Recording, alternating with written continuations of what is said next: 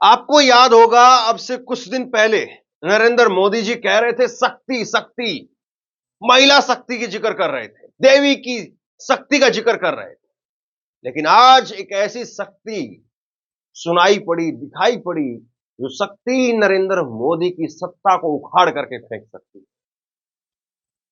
मैं सबसे पहले एक रामलीला मैदान की आज की रैली के पंडाल से, ग्राउंड से महिलाओं के द्वारा दिए गए एक नारे को आपको सुनवाता हूं। इस शक्ति को पहचानिए, जो महिलाओं की शक्ति एकजुट होकर के, जिसको नरेंद्र मोदी देवी की शक्ति बता रहे थे, वो शक्ति एकजुट होकर के कुछ नारे लगा रही है। पहले जरा इसको सुनिए, फिर उसके बाद में 4 नारी शक्तियों की बात मैं करने वाला हूं, जो 4 नारी की शक्ति इस बार नरेंद्र मोदी की सत्ता पर भारी पड़ सकती है। लेकिन पहले आप जरा ये नारा सुनिए, महिलाओं का ये नारा सुनिए। मोदी चंदा चोर है, आज तक आपने उनको मोदी चंदा चोर है, तो नहीं देखा होगा। मोदी चंदा चोर है, वो है मोदी चंदा चोर कई है, वर्षों से मोदी अरविंद चंदा चोर केजरीवाल है, के साथ कदम से कदम मिला मोदी के चल चंदा रही चोर थी। है, अरविंद जी IAS थे, मोदी चंदा चोर। गली गली में शोर है, बीजेपी चंदा चोर है। ये नारा, गली गली में शोर है, मोदी चंदा चोर है, ये नारा गली गली में वाकई जब गूंजने लगेगा और ये महिला शक्ति जब इस नारे को गली गली तक पहुंचाएंगी, तो सोचिए कि कहीं बीजेपी की गर्दन जो है उस तक पानी ना पहुंच जाए। और बीजेपी की गर्दन तक पानी पहुंच गया तो आप समझते हैं कि फिर क्या होता है, डूब जाती है लुटिया। और क्या वाकई नरेंद्र मोदी की लुटिया डूबने जा रही है? क्या वाकई आज की रैली में जिस तरीके से नारी शक्ति के रूप में बीजेपी के सामने जो एक नई चुनौती आ रही है, बीजेपी के सामने एक महिला शक्ति के रूप में एक नई नेता की ब्रिगेड दिखाई दे रही है, और उसमें पुराने कॉम्बिनेशन के साथ में आप नया कॉम्बिनेशन मिला देते हैं तो फिर कुछ चीजें ही अद्भुत हो जाती है। आज 4 महिला शक्ति या 4 विपक्ष की महिला शक्ति जो है वो दिखाई दी। सोनिया गांधी सबसे बड़ी नेता, फिर उसके बाद में प्रियंका गांधी दूसरी बड़ी नेता, तीसरी बड़ी नेता हेमंत सोरेन की पत्नी कल्पना सोरेन, और अरविंद केजरीवाल की पत्नी सुनीता केजरीवाल। 4 महिला नेताओं ने आज जो कॉम्बिनेशन वहां पर दिखाया, जिस तरीके से वहां पर ये 4 महिला नेता दहाड़ने का काम कर रही थी, वाकई बहुत कुछ ऐसा है जो संदेश दे रहा है कि दिल्ली की राजनीति अब एक नए माहौल में है, और दिल्ली की राजनीति एक नया संदेश दे रही है। क्या वाकई कोई एक नई सुबह का इंतजार हो रहा है?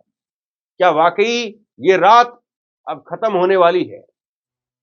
ये सवाल इसलिए क्योंकि जिस तरीके से विपक्ष को हाशिए पर डाल दिया गया, और खास तौर पर पत्नियां पतियों की ढाल बनकर के खड़ी हो गई है। कल्पना सोरेन, सोचिए कि अगर आज की रैली में अगर हेमंत सोरेन मुख्यमंत्री के पद पर होते और वो मुख्यमंत्री के तौर पर अगर सामने आते और इस रैली में हिस्सा लेते, तो क्या हेमंत सोरेन का कोई जिक्र भी होता? बस राजनीतिक गलियारों में थोड़ा बहुत कुछ जिक्र होता तो होता, नहीं तो आम जनमानस तक जिक्र नहीं पहुंचता। लेकिन अब आम जनमानस तक उनकी पत्नी की बातों के जरिए जिक्र पहुंच रहा है। लोग देख रहे हैं कि कौन है हेमंत सोरेन की पत्नी, कैसा बोलती हैं वो, क्या कहा उन्होंने, लोग ढूंढ करके देख रहे हैं। और इसके साथ साथ सुनीता केजरीवाल, अरविंद केजरीवाल तो दिल्ली के 3 बार मुख्यमंत्री बने ही, लेकिन 3 मिनट के लिए भी कभी सुनीता केजरीवाल को दिल्ली के लोग नहीं सुन पाए कि राजनीतिक तौर पर उनकी सोच क्या है, उनकी समझ क्या है, कैसे वो अपनी बातों को कहती है, कैसे वो अपनी चीजों को बयां करती है। ये कभी दिल्ली के लोग 3 मिनट भी नहीं देख पाए। लेकिन अब पहली बार सुनीता केजरीवाल वो न केवल प्रेस कॉन्फ्रेंस कर रही है, बल्कि आज की रैली में उन्होंने माइक पकड़ लिया और माइक पकड़ करके फिर जो धारदार तरीके से वो बोलती चली गई और जिस इमोशनल अटैचमेंट के साथ में उन्होंने अपनी बात कही, वाकई बहुत कुछ अलग था। और उसके बाद में प्रियंका गांधी ने जिस तरीके से मोर्चा लिया, प्रियंका गांधी ने जिस तरीके से रामलीला मैदान में खड़े होकर के तथाकथित राम भक्तों को जो लताड़ लगाई और जिस तरीके से राम और रावण का फर्क समझा दिया, बहुत कुछ इसके मायने है। और सोनिया गांधी की तो सिर्फ मौजूदगी ही वहां पर अपने आप में बहुत थी। सोनिया गांधी की मौजूदगी ने ही अपने आप में, और जिस आत्मीयता के साथ में वो सुनीता केजरीवाल से मिली, हेमंत सोरेन की पत्नी कल्पना सोरेन से तो कल सोनिया गांधी की मुलाकात हुई थी, लेकिन आज केजरीवाल की पत्नी के साथ मुलाकात उस मंच पर, और उस मंच पर अपने बगल में सोनिया गांधी ने सुनीता केजरीवाल को बैठाया। तो उनकी मौजूदगी ने ही अपने आप में बहुत कुछ कह दिया। लेकिन मैं चाहता हूं कि आप एक एक करके इन महिला शक्ति की जो बात नरेंद्र मोदी कर रहे थे, वो आज विपक्ष की इन महिला नेताओं को सुन पाएंगे, इनका जवाब दे पाएंगे? सवाल इस बात का, एक एक करके आप जरा इन सबको सुनिए। आज जो सत्ता में है वे अपने आप को राम भक्त कहलाते हैं। इसीलिए यहां बैठे हुए मेरे मन में ये बात आई कि उनको इस संदर्भ में कुछ कहना चाहिए। मुझे लगता है कि वे कर्मकांड में उलझ गए हैं। मुझे लगता है कि वे दिखावे में लिप्त हो चुके हैं। इसीलिए मैं आज यहां खड़े होकर उन्हें याद दिलाना चाहती हूं कि वो हजारों वर्ष पुरानी गाथा क्या थी और उसका संदेश क्या था।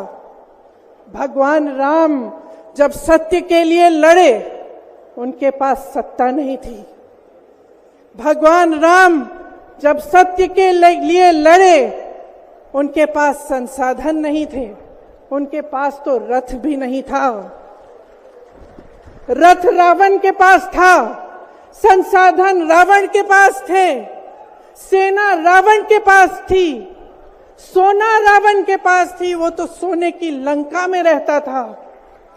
भगवान राम के पास सत्य था, आशा थी, आस्था थी, प्रेम था, परोपकार था, विनय था, धीरज था, साहस था, और भगवान राम के पास सत्य था।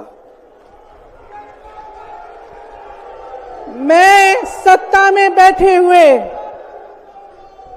सरकार के जितने भी सदस्य हैं, अपने प्रधानमंत्री नरेंद्र मोदी जी को याद दिलाना चाहती हूं कि इस जीवन राम भगवान के जीवन गाथा का क्या संदेश था। सत्ता सदैव नहीं रहती, सदैव नहीं रहती सत्ता। सत्ता आती है, जाती है, अहंकार चूर चूर होता है एक दिन। मैं इंडिया गठबंधन की ओर से आज 140 करोड़ लोगों भारतवासियों को 6 गारंटी देता हूं। पहली, पूरे देश में 24 घंटे बिजली का इंतजाम करेंगे, कहीं कोई पावर कट नहीं होगा। मंजूर है?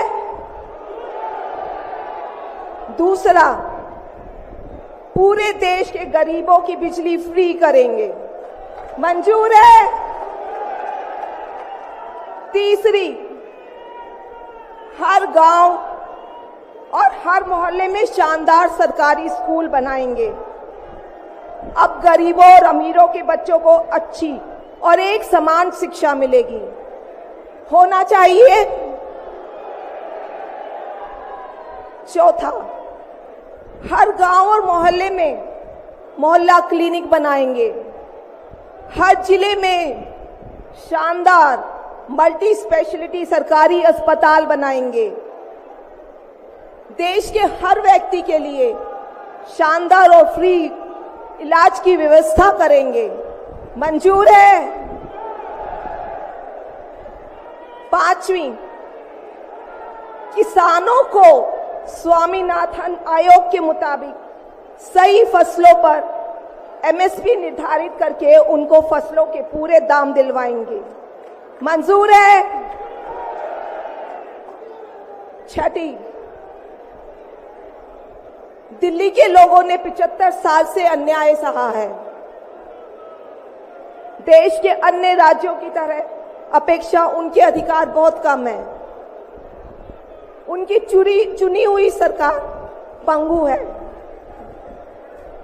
ये अन्याय हम समाप्त करेंगे। दिल्ली वासियों को उनका हक दिलाएंगे। दिल्ली को पूर्ण राज्य का दर्जा दिलवाएंगे। मंजूर है? आज ये उमड़ा ऐतिहासिक इस मैदान में सैलाब इस बात की गवाही दे रहा है कि लोकतंत्र को खत्म करने के लिए जिस तरीके से तानाशाह ताकतों ने अपना कदम बढ़ाया है, उसको अंत करने के लिए ये संकल्प सभा यहाँ पे आमंत्रित हुई है, जिसमें आप सभी जन भारत के हर एक देश, हर एक प्रांत से आए हुए हैं। आप सभी को बहुत बहुत शुक्रिया, बहुत बहुत बधाई कि आपने हमारी ताकत को, इंडिया गठबंधन की ताकत को बढ़ाया है। आपके यहाँ उपस्थित होने से हम सब मंचासीन जितने पार्टी के कार्यकर्ता हैं, पार्टी के माननीय गण हैं, सभी को ताकत मिलती है, क्योंकि हमारी ताकत आप सब यहाँ भारत की 140 करोड़ की जनता है, जिनका बहुमत, जिनका हिम्मत, जिनका ताकत हम सभी को मिला है। आज भारत में बाबा साहेब जी के संविधान के प्राप्त जितनी भी गारंटियां हैं, उन सभी को एनडीए सरकार के द्वारा उसे नष्ट किया जा रहा है। इनकी गारंटियों की गारंटी कौन लेगा? जिन्होंने एक एक करके हमारे संवैधानिक संस्थाओं के संवैधानिक मूल्यों को तहस नहस किया है। जिस ढंग से आज बेरोजगारी चरम सीमा पर है, जिस ढंग से आज महंगाई 7वें आसमान पर है, जिस ढंग से पूरे देश में नफरत की आग फैलाई जा रही है, जिस ढंग से हर एक जाति, हर एक वर्ग के अधिकारों की रक्षा के लिए भी यहाँ कोई नहीं खड़ा हुआ है।